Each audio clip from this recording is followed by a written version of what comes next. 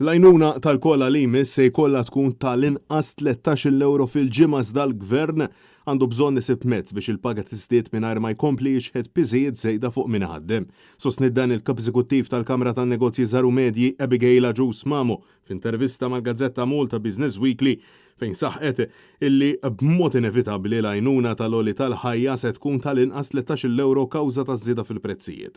Madankollu insistiet li l-għajnuna tal-kola biss mhux biżżejjed. Agius Mamo spjegat li l-kola titħallas minn min ħaddem u li ċertament bosta huma mħassba b'dak li se jkun qed jiġri. Hija saħqet li hemm diversi soluzzjonijiet ta' x'jista' jagħmel il-Gvern fosthom jespandi t-tax bands. Abigail Agius Mamo insistiet li fil-waqt li l-ispejjeż qed jiżdiedu, riżultat ta' dan kollu qed jispiċċaw jiġu ntaxxati aktar għaliex permezz tal-għajnuna tal-kola li qed jispiċċa jiżdied ukoll.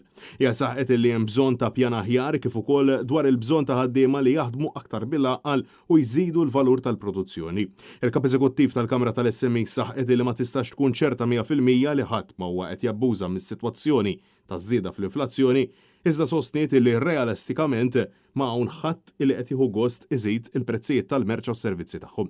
Hija sostniet li ħafna mill-affarijiet f'pajjiżna huwa importati u saħqet li minkejja li f'Malta hawn kontroll fuq il-prezzijiet tal-enerġija, il-pija tal-prodotti ġejjin minn barra u għaldaqstant qed naraw ir-riżultat tal-inflazzjoni għolja ħafna li hemm barra minn xtutna. Għaldaqstant hija saħqet li preżentament iċ-ċittadin qed jispiċċa jdur aktar biex jixtri jdur u jqabbel il-prezzijiet dan fil-waqt li temmet tajt illi s-saħħa li l-konsumatur għandu fideh hija importanti. Finalment, Abigail Agius Mamo stqarret illi min qiegħed jabbuża mis-sitwazzjoni u jżid il-prezzijiet mhux jaħseb fit-tul għaliex din mhux l-aktar deċiżjoni għaqlija minħabba l-fatt illi fi klima stess il-konsumatur ma jinsiex u ma jaħfirx.